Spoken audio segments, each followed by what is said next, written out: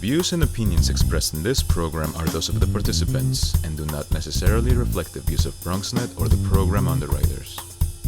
And hello, everyone, and welcome to Open, the one and only show that opens the Bronx and the rest of the world right to you. I'm your host, Daren Jaime, and today we'll update you on what's happening in and around our borough as well as across New York City. Coming up on this special edition of Open, we'll highlight several impactful events that we talked about over the course of the past couple of weeks. We want you to stay tuned because all this and much more is heading your way.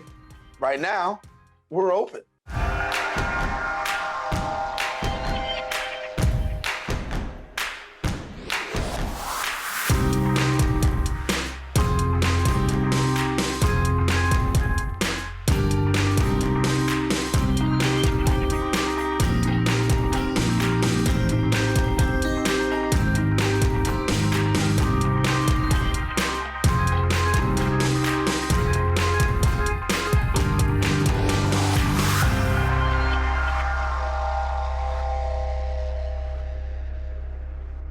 Hello, everyone, and welcome to Open. I am Daren Jaime, a live interactive program that brings the Bronx and New York City straight to you. We also want to welcome our viewers on Manhattan Neighborhood Network, as Open is being broadcast live simultaneously on the MNN channel. We also want to invite you to stay connected to us. How? On our social media platforms at BronxNet TV, and of course, our website at bronxnet.org. Well, many companies are trying to find a way for their employees to return safely back to the workplace. However, according to a survey of about 770 companies, nearly a third of companies have yet to develop any kind of vaccination policy. We sat down with the founding partner at the Boyd Law Group, Patrick J. Boyd, to discuss the COVID-19 regulations and how they're affecting the workplace. My pleasure to be here. And so let's get at this here. When we talk about getting ready to get back into the workplace, we do know that companies are gearing up and employees, some are coming with reluctance, but yet and still it is the obligation of employers to have COVID regulations. Give us a little bit of an update as to where we are. Sure, Darren. So I think the first issue that's coming to light a lot is whether or not employers can mandate that their workers returning are vaccinated. Right. And that's been an issue that's now been decided upon, or at least we've had guidance on that from the EEOC 2 times. That guidance generally standing for the proposition that, yes, an employer can say, I want you to come back to work. And when you come back to work, I want you to be vaccinated to return. Now, just to be clear, the EEOC has issued some guidance along those lines. One, the employers are supposed to appreciate the fact that some workers are still not going to have access or ready access to the vaccination. So we shouldn't have any socioeconomic discrimination going on with respect to saying you can only come back to work when you're vaccinated if people can't get that vaccination, right? And then there's 2 other items. The first is kind of an easy one because there's good established law on this, but there are people who have religious beliefs that dictate that they're not supposed to take certain vaccinations. And those people with those objections are still entitled to make those objections to taking a new vaccination. There's already established case law on how the employer is supposed to address that. So it's probably nothing novel for the virus to consider, but that's one issue. And the second and more interesting with respect to COVID is for those people that have particular disabilities, right? Perhaps they didn't take the vaccine because they're very vulnerable, and so they're worried that even if they take the vaccine, they may be exposed when they get back to work, because a lot of us don't know, I don't think any of us know for sure, how long the protections of the vaccines are going to last, right? For those workers, the general guidance is that the employers are supposed to have a dialogue with them. Might it be that, that those workers can come back on shifts that are less populated? Might those workers be able to come back wearing masks? Might those workers be able to continue to work remotely until they get more security in the workplace? So big picture answer, employers are allowed to require employees to be vaccinated, but there is some subtlety as to how to make sure that vaccination requirement is implemented to be fair and to get people back, but back safely and comfortably in their workplace. Let me go from the status of being an employee and share this perspective. If I'm an employee, I walk to my job says, okay, we don't have to wear a mask in this environment. But I'm a person that feels like I'm not so sure, Delta variant, and I'm worried about possibly exposing people at home who may not be vaccinated. And I want to wear my mask. Could I have received possibly a potential penalty if the rest of my employees, at my fellow coworkers at the job don't wear a mask and I opt to wear a mask, could there be a penalty for wearing a mask now? So there certainly wouldn't be a meaningful legal basis for penalizing somebody for taking that extra security measure. It would be no different than somebody wearing a mask, quite frankly, before COVID, if they were just concerned about virus exposure or otherwise.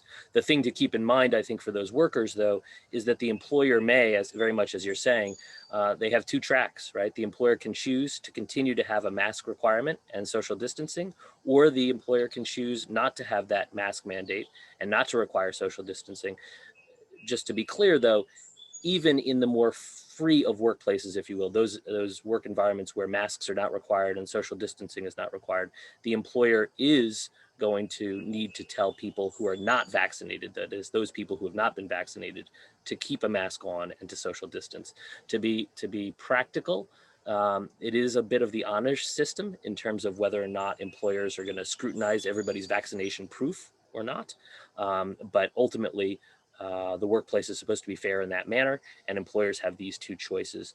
As to your question, if somebody's still concerned and they're still worried about being exposed, they can wear a mask. Indeed, they should wear a mask if they feel most comfortable doing that, and just go about doing their job to the best of their ability. Yeah, let me ask the question about Title VII for a minute. Give us a little bit about Title VII and also the ADA.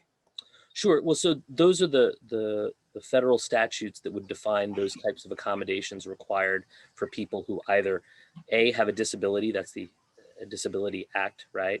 Or B, for some other reason, perhaps based on their religion, they feel like they're not fairly being required to get those vaccines.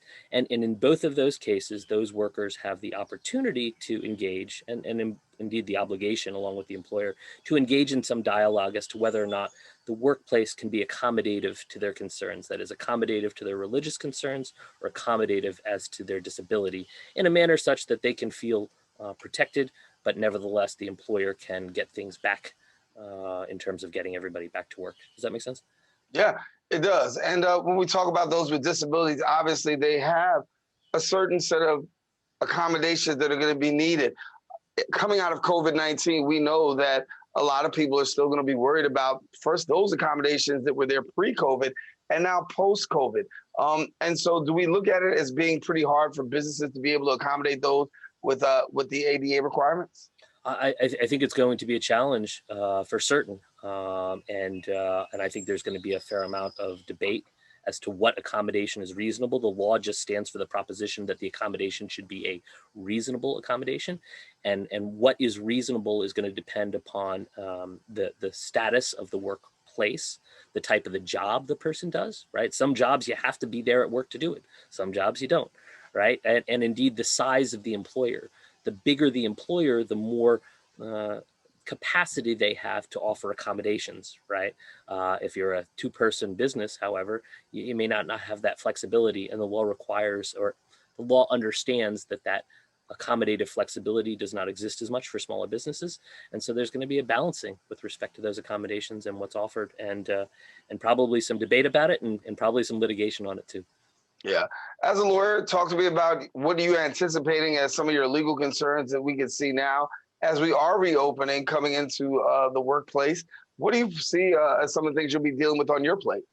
Well, I think maybe one of the most interesting aspects is this new understanding we have about the idea, on the one hand, that many workers and even many studies show that remote work is effective and can even make workers more productive, right?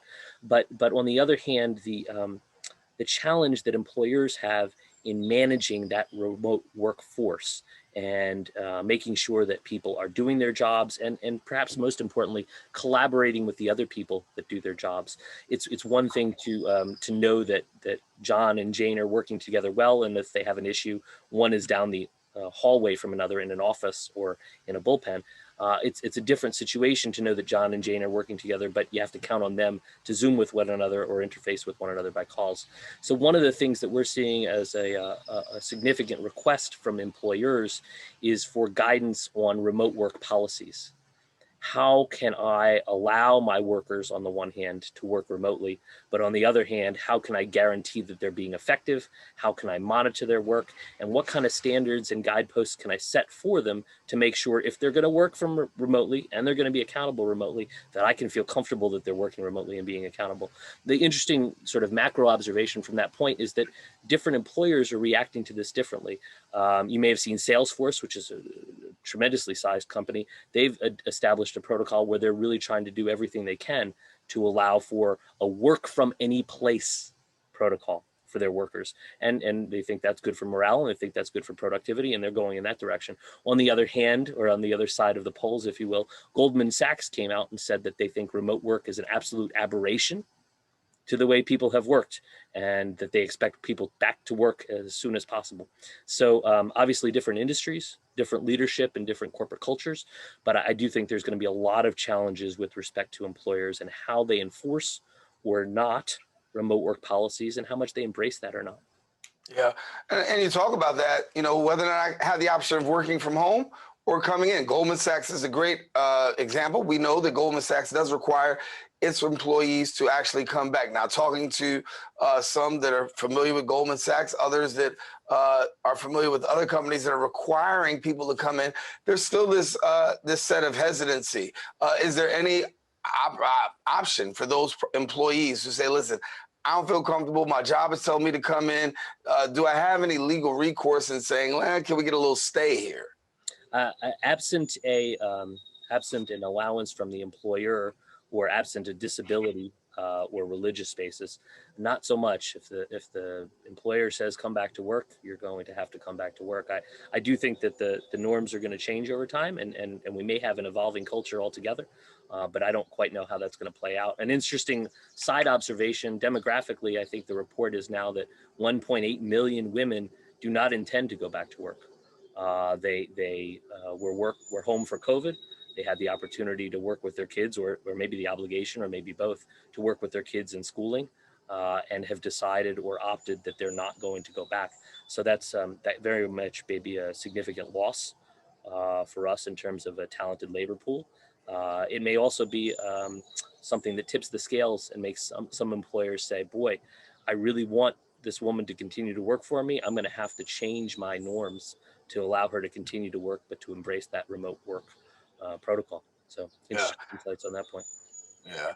Well, I'll say this, a lot is going to be on the plate, and a guy like yourself, doesn't like you'll be going out of business anytime soon. There'll be a lot to discuss and a lot to take to the courtroom. Patrick Boyd, thanks for being with us here. Can I'd like to mention that unemployment entitlement option also, just because it's an interesting protocol, if you don't mind. Real quick, because I got 30 seconds. Oh, geez. Okay. So just to be clear, unemployment benefits for those people collecting the enhanced benefit will expire in September.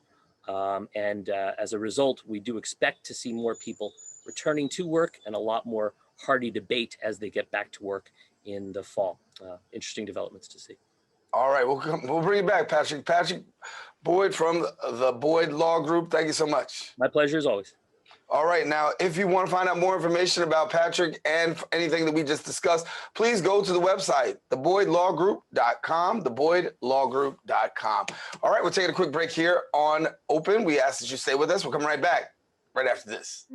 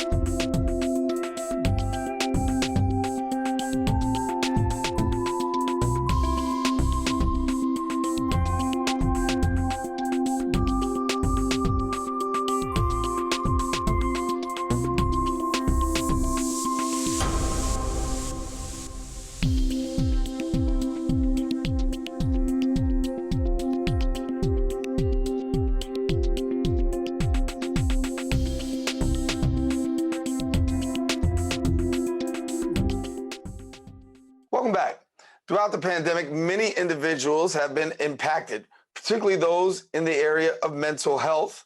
And we sat down with the owner of Washington Heights Wellness, Dr. Rosanna de la Cruz, discussing how to manage stress and anxiety disorder. Thank you, Jamie. Glad to be here as well. Listen, when we talk about this, I talked about this in the intro. I said that going back is a good thing for a lot of people.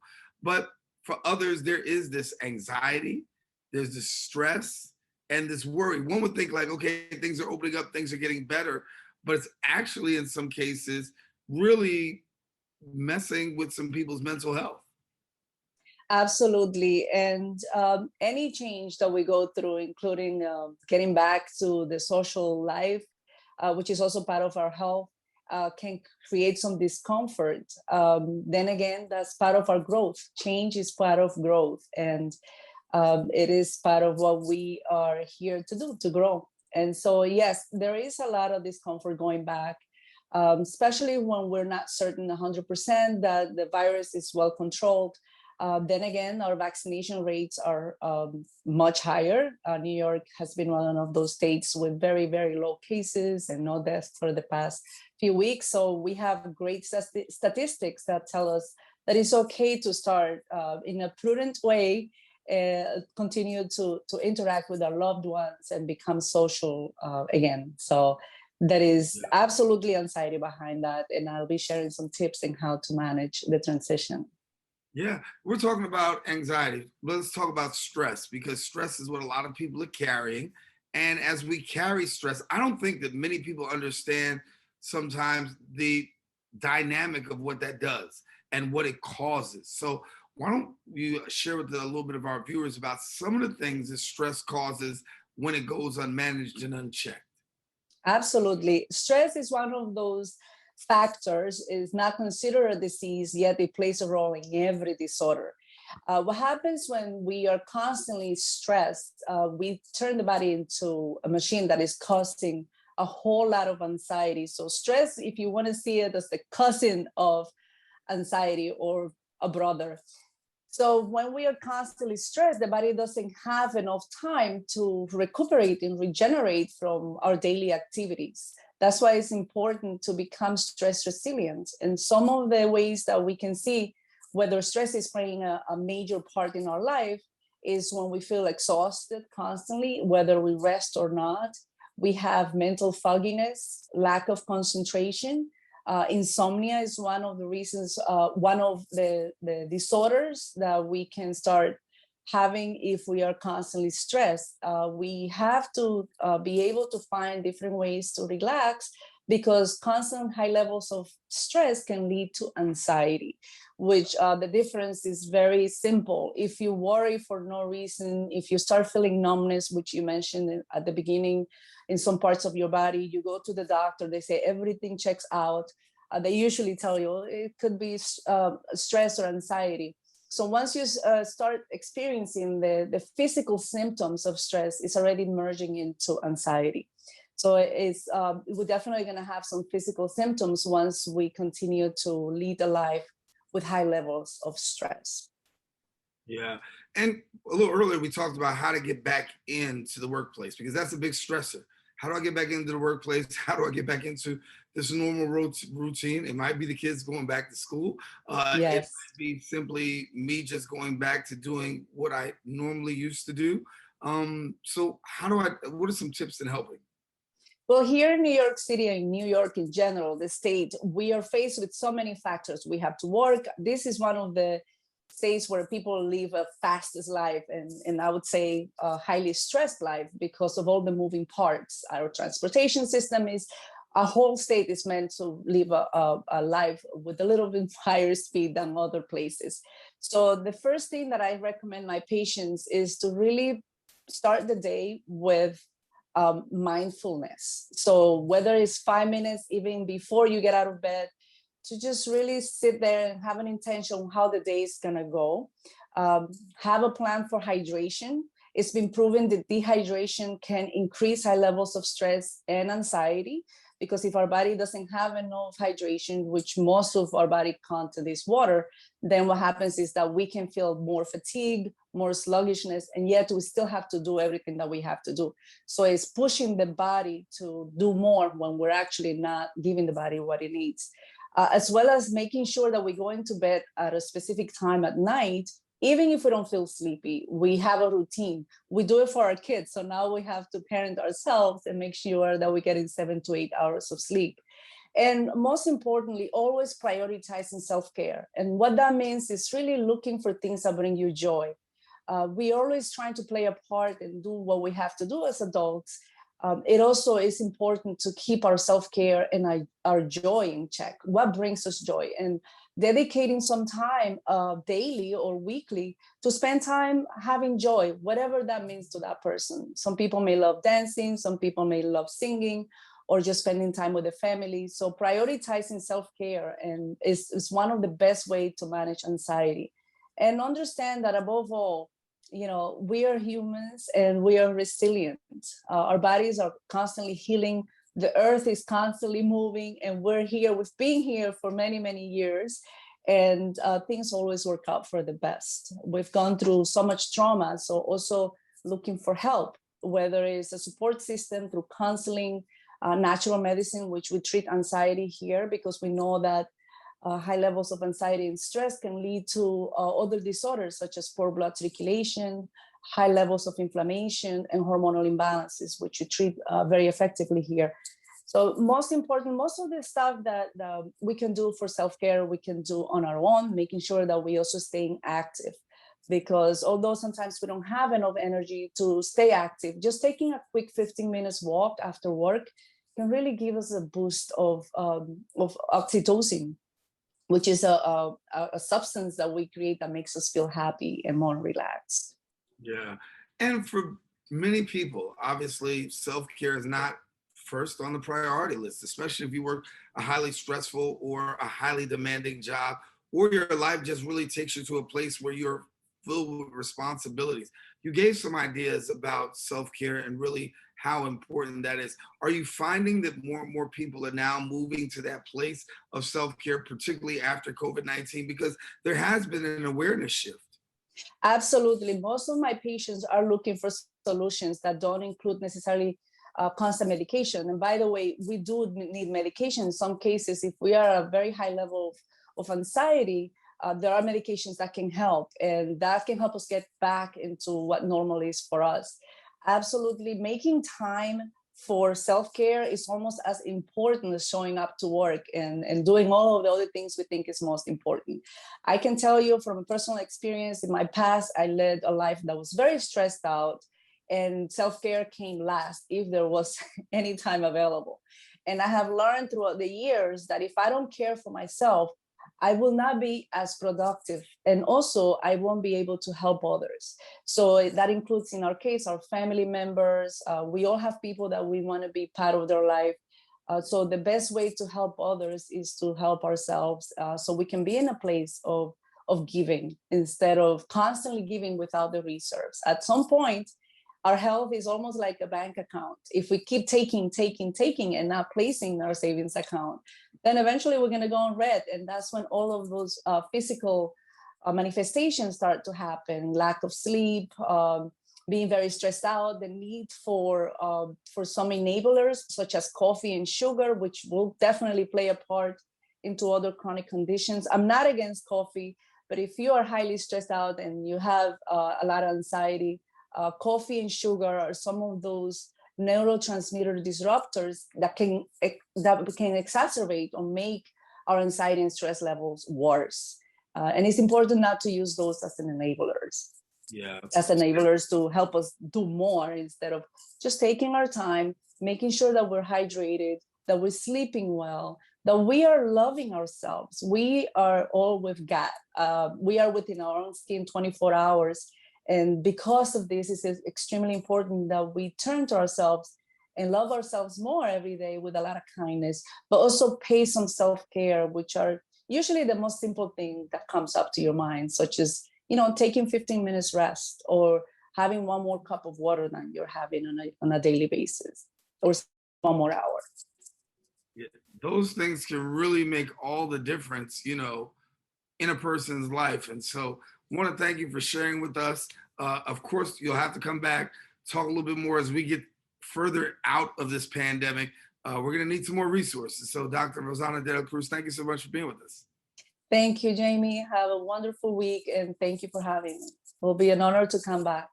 Yes, but listen, we got more show. Stay with us. Open continues coming up right after this.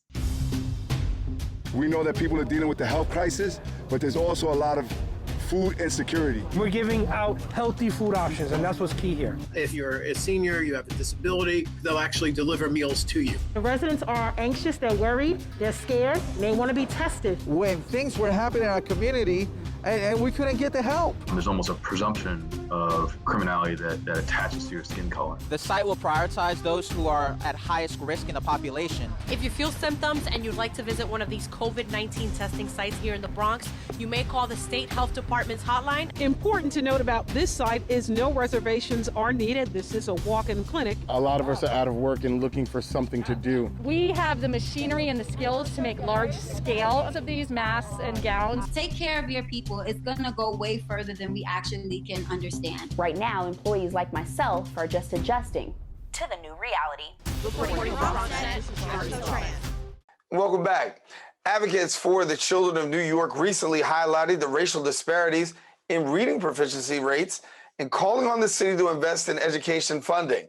We talked to the Senior Special Education Policy Coordinator and Advocates for Children of New York and the RISE Coalition Coordinator, Maggie Moroff. Good to be here. Thank you so much. Listen, as we talk about these federal funds that are actually out here and available, obviously, you'd like to see them directed in a special kind of way. Give us a little bit of background here. Sure. So we see literacy as one of the great issues of our time. Just really briefly, Advocates for Children is a nonprofit organization that represents students and families in their effort to get quality education here in the city.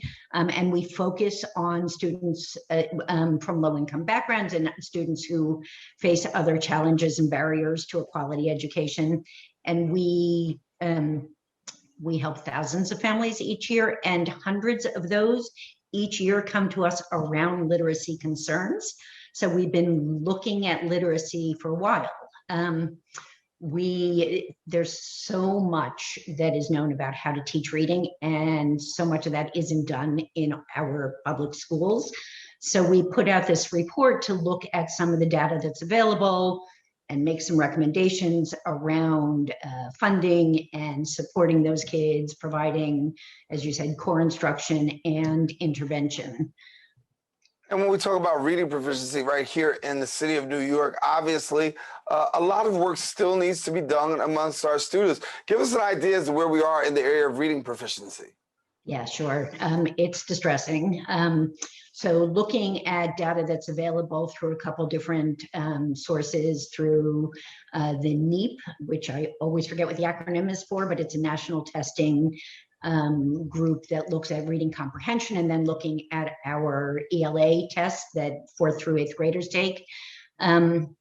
Less than half of our 4th through 8th graders are reading proficiently, meaning that they can, see the text on the page, decode it, make sense of it, and apply it to what it is that they're reading, whether it's fiction or nonfiction.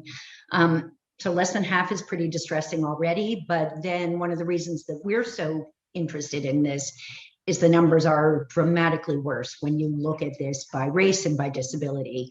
I'm gonna look at my notes for a second so I get the numbers right, but less than, when you factor in race, only 16.7% of Black 4th graders and 18.1% of Hispanic 4th graders are reading at or above proficiency.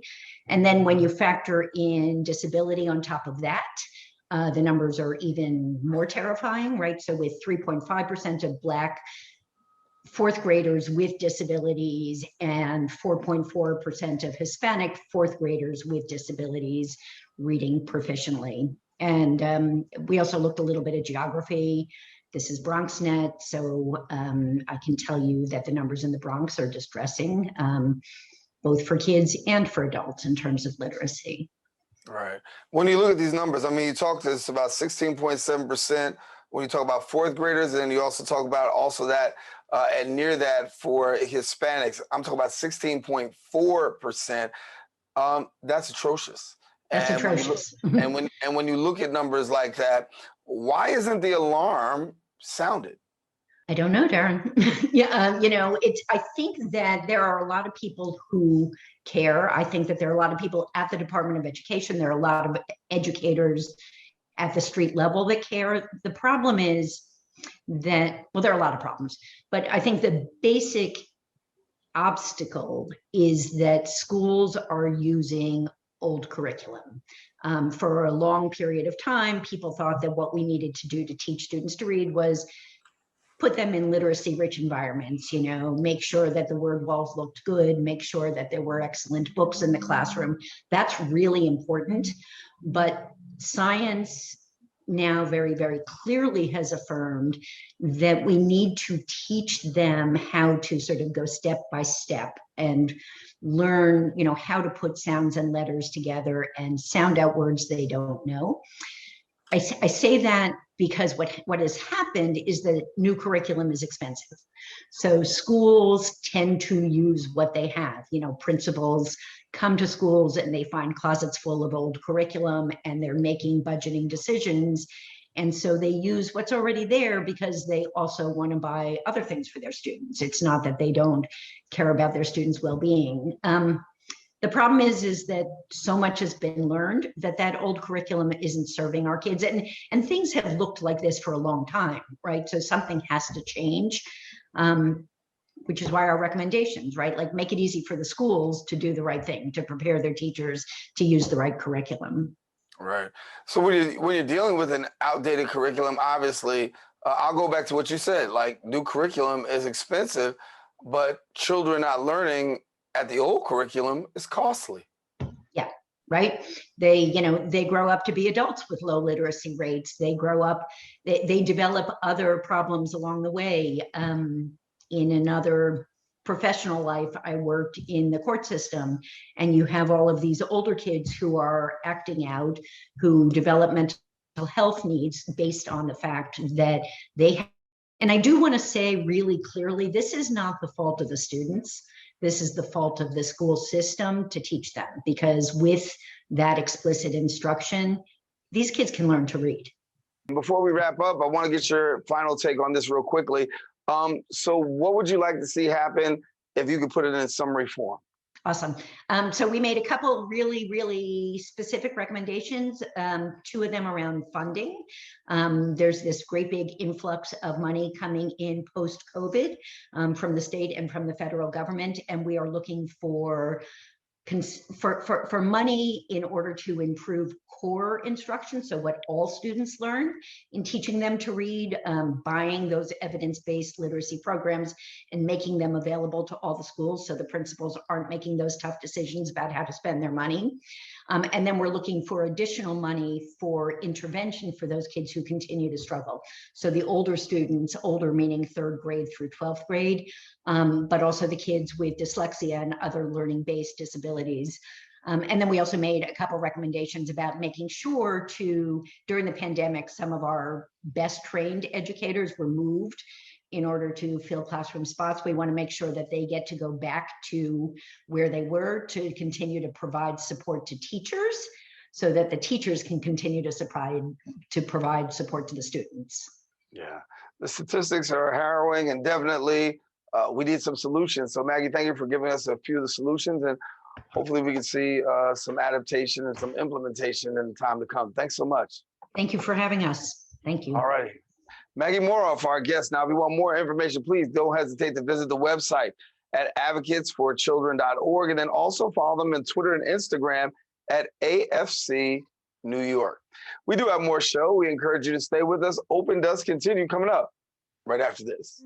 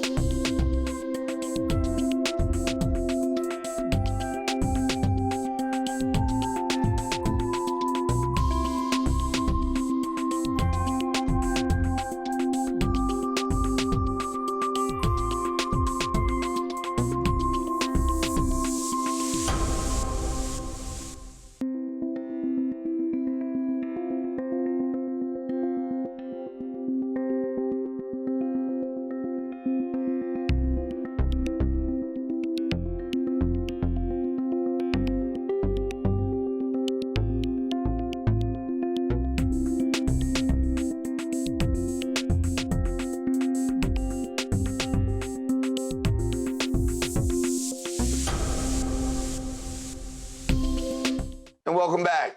Teens for Food Justice is a not-for-profit organization that's galvanizing a youth-led food justice movement, working to ensure that all New Yorkers have access to fresh, healthy food.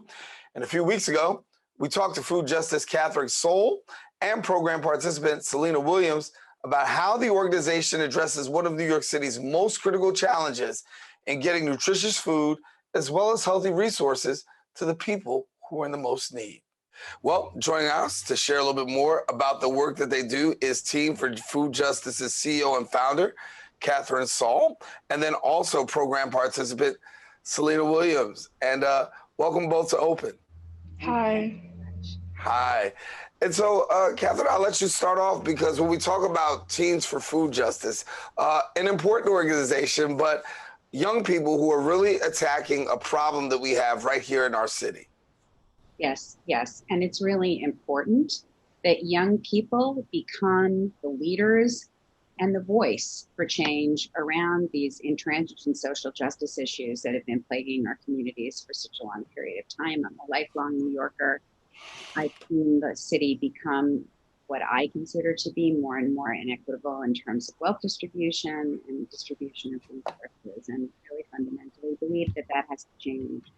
And I think when kids really become knowledgeable and empowered to address and speak to these problems, they have the ability to become the adults who change our system.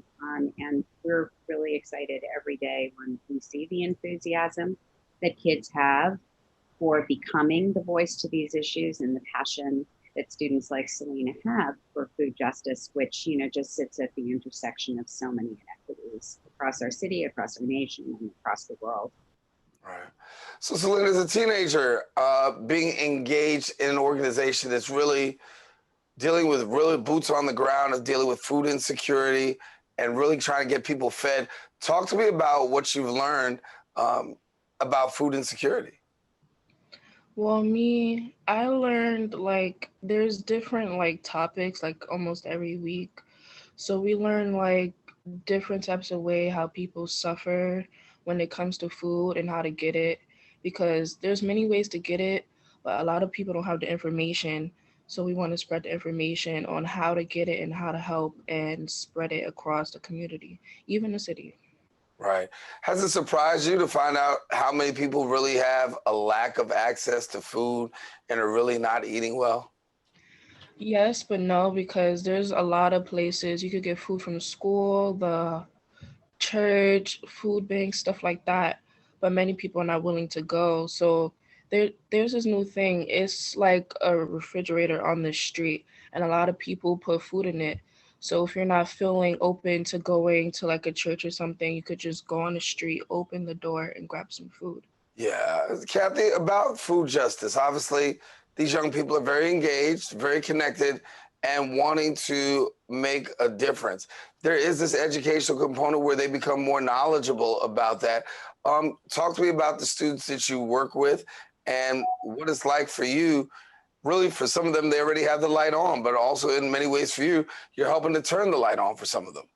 Correct. And I think that, what Selena just spoke to is a critical component of what we address, which is, it really shouldn't be that people need to go to food pantries, that people need to go to a refrigerator on the corner. Good quality food should be available affordably to everyone, and people should be earning enough money to be able to feed their families and not having to make the choice between paying their rent, purchasing clothes for their kids, healthcare, or food.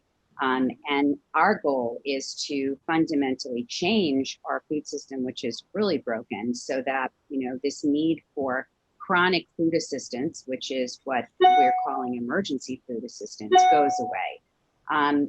And what we do in our schools is we teach students how to grow food themselves. We build very high capacity hydroponic farms in schools that grow thousands of pounds of produce a year. And our students are trained in this technology as connected to their STEM classes. We know that alternative methods for growing foods, including indoors, is going to be the wave of the future.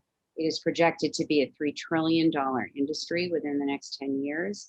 And as a result, our belief is that our students, particularly students who live in communities that have been disenfranchised from good quality, healthy food, should be the leaders, not only participants in this workforce, but the leaders in this workforce and benefiting from that. And at the same time, fundamentally changing the foodscape that's around us all. So we work to engage our students in the process of growing, but also understanding health and nutrition, the importance of a plant-based diet, the importance of not eating a lot of processed, prepackaged food, and also, understanding the systems that have gotten us to the place where that is the preponderance of food that's available in many communities, and how to advocate to change those systems. And so you talked a little bit about hydroponic farming, and I want to bring Selena in to share a little bit more about your experience with hydroponic farming and what's it mean to you? Well, this is like a first time thing, growing my own plant. Like I have it right here. I don't know if you can see it. I can. It's basil, and we made this on March 21st. And it took about almost a month for it to grow this much. And it's been fun because I got to learn the cons and pros about growing your own, plants and stuff, because it could help in the future if I ever need it. And there's another one. I have to add more seeds, but like I said, you learn from your mistakes. So I could always try again. Well, I'll put it like this, you're doing better than me. How about that?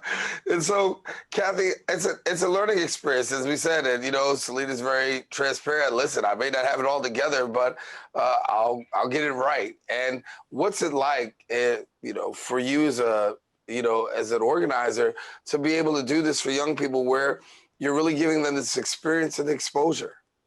Right. So, in the schools, which we're so excited that, we're going to be able to be fully back in and, growing food at, capacity in our hydroponic farms next year with students like Selena, to be able to give them that experience is, phenomenal.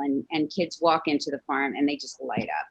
They just light up to imagine that you could grow food indoors. And for some of the kids, some of the things that we're growing are foods they've never seen before. Quite frankly, I wasn't tremendously familiar with some of the produce that we grow in our farms before I saw it growing. But for this year, during COVID, while our schools were closed, I think that giving students the opportunity to grow hydroponically at home, to have the experience of growing their own food at home in an alternative way that doesn't require soil in an urban environment, and where they have the capability to produce something for themselves, I think is very powerful, particularly at a time when we know that, food has been hard to come by. People have really struggled. Food insecurity has spiked. It's gone up more than 35% in New York alone. So to have the ability to grow some of your own food and to do that in sustainable and unique ways, I think has been a really powerful hands-on experience for kids. And I think that, in a time when education has been remote, to be able to plug in and do something in that kind of hands-on way has been really beneficial to their overall learning experience during what has been a very challenging time. Well, Kathy, Selena, I want to thank you so much for being with us. Teens for Food Justice, and you guys are doing a great work in dealing with food insecurity. And Selena, listen, if you can teach me anything, I'm open. No problem. All righty. Thank you guys for being with us. All right, well, I'll let you know now, if you want more information, please do me a favor. Visit their website, and their website is teensforfoodjustice.org, and then follow them on Facebook and Instagram at Teens for Food Justice. We encourage you, don't go anywhere. We do have more open coming up. We'll be back right after this.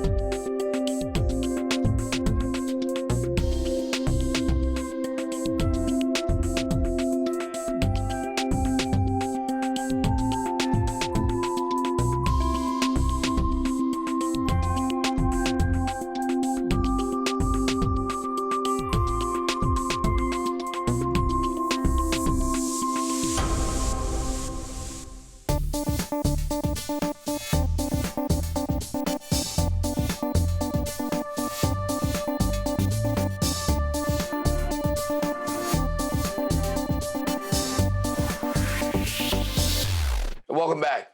Instances of child abuse and neglect have been on the rise since the start of the COVID-19 pandemic. With schools opening in just a few weeks, educators and caregivers will have to deal with how to deal with the issue of maltreatment as well as harm. We spoke with the representatives from the New York Foundling. Check it out. Here to share more with us is the New York Foundling's Vice President of Mental Health Services, Dr. Jessica Pisantes. And then also we've got the Senior Vice President for Mental Health Services, Dr. Ruth Gerson. And thank you both for being with us here on Open. And I guess I'll start first with you, Dr. Ruth. Share with us a little bit about child abuse. We hear the word, we hear the term, but some of us may not be so familiar as how child abuse is actually defined. So how would you put a definition on child abuse? That's a great question. Unfortunately, we know that there are lots of different types of child abuse and that child abuse is very common. There's the things that we typically think about in terms of sexual abuse or physical abuse, but we often forget about neglect, or we forget about excessive corporal punishment or about emotional abuse. We know that these types of abuse are very common, and even families who really love their children and want to be good to their children, with the stress and strain of job losses and financial pressures and being stuck at home, that there is a lot more risk for child abuse happening during this pandemic. A lot of children have actually had to suffer in child abuse, with numbers actually being underreported. How do we go about creating safe environments? And what are safe environments for young people? Great question. I think that one thing that's been really important is that all involved in the system of care, as we call it, for the child, be creative about staying engaged and connected with them. Because as you say, our youth have been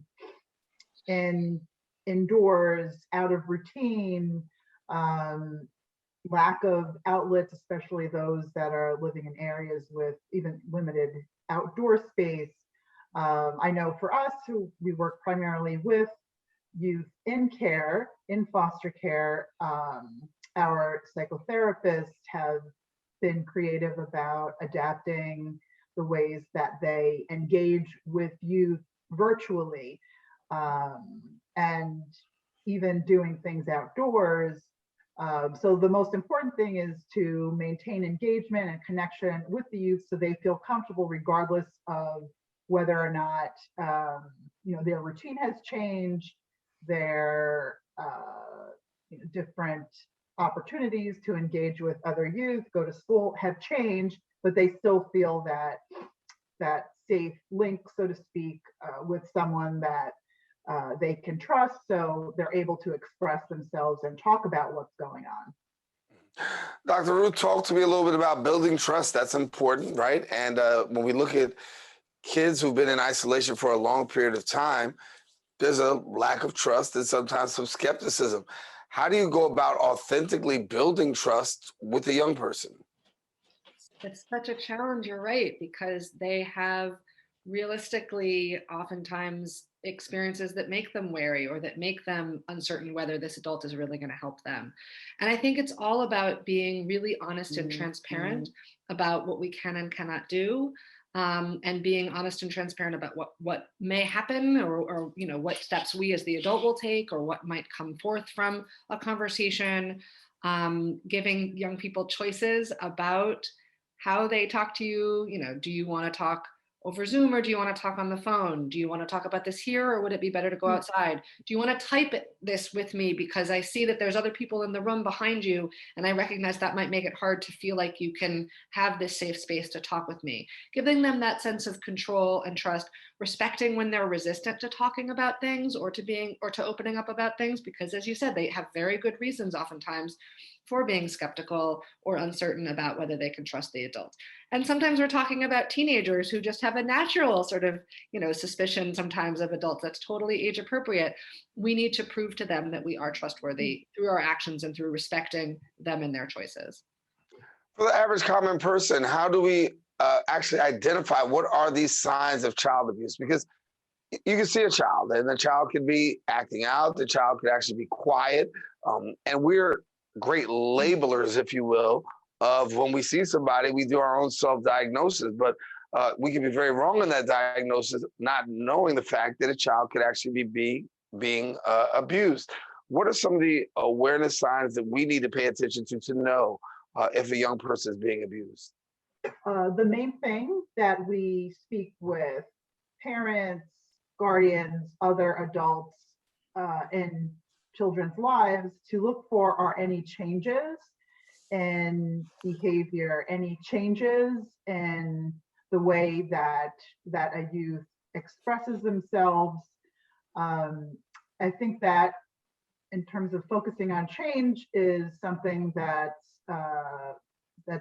easy, so to speak, for people to be on the lookout for. And this way, someone's not just focusing on a particular behavior, because what we see is that depending on the kind of personality that a youth has or what their experience is, they might react or respond to abuse by crying. They might respond by fighting. So we really try not to specify a particular behavior to look for, but rather a change in behavior. As we all know, that people express themselves in different ways, and oftentimes adults in particular have difficulty, or it's hard to have patience with youth when they are fighting or acting out in an aggressive manner. But as professionals, what we know from research and experience is that such displays of behavior are actually quite common for those for youth that have been abused or have been exposed to other trauma or experienced loss, which is has been very common, especially over this past year. So. Yeah. And what's it been like for both of you during the course of this past year? I reported earlier that we're in a time right now where the pandemic reporting of child abuse is going to be at an all-time low, simply because you're at home and you're in possibly that abuser's atmosphere. What's it been like in terms of trying to stay connected and also provide services for young people during a time when we really are in a place of isolation?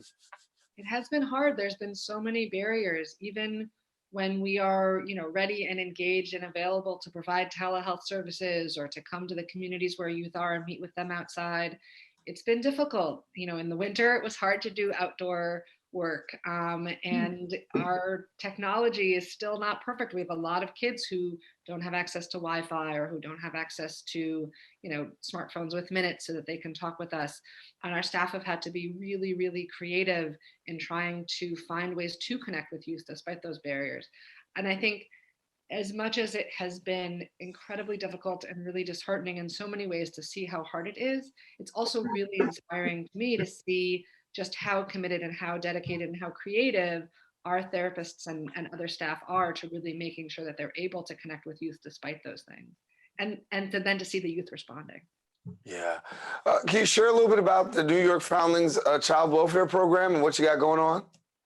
We feel really proud of the fact that we're able to provide somewhat of a continuum of services. So when we talk about child welfare, there's different levels of care and support that youth and families need. So, for example, we have preventive programming and a number of different kinds of treatment models that are, evidence-based on previous research and data. And well, that is consistent throughout, but we have those preventive programs that really focus on maintaining the youth in the home to prevent disruption to the family or removal of the youth from the home.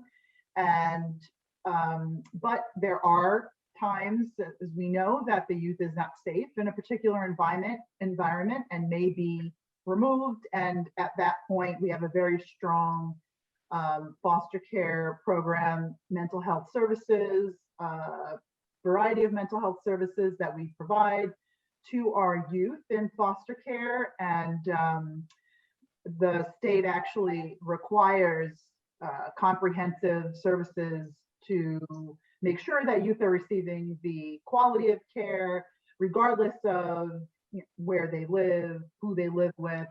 And we can, for example, provide individual psychotherapy or group psychotherapy. So again, throughout their time in foster care, we provide those kinds of services. And then once they're discharged from foster care, we maintain a connection and again, make sure that they're set up in the community.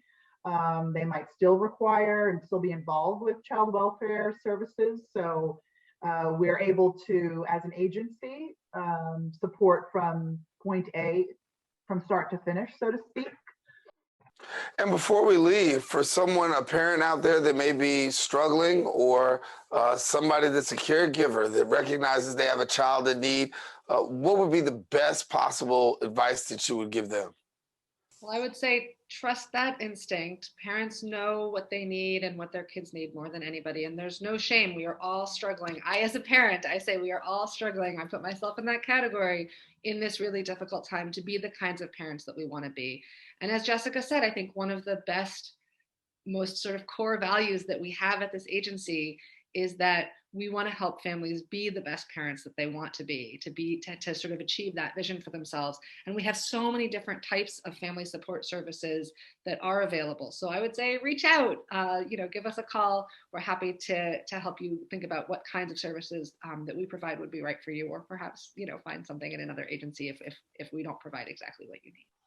Well, Dr. Ruth Gerson, thank you so much. Dr. Jessica Pazantes, thank you so much for being with us here and sharing with us here on Open as we find out more information during a very critical time as we learn more about child abuse. Thank you so much both for being here on the show. Thanks for having us. Well, we've come to the end of our show today. I want to thank all of our guests for joining us, and again, you, the viewer, for tuning in. If you missed any part of today's show, we ask that you catch the Recablecast on Bronx Nets Channel 67, Verizon Fios Channel 2133, or anytime on the web at bronxnet.org. If you want a brand new episode of Open, well, guess what? Come back on Friday. My girl, Rena Valentine, will bring you the best in arts and entertainment. Until then, I'm Daren Jaime saying take care, God bless, and most of all, keep this channel wide open.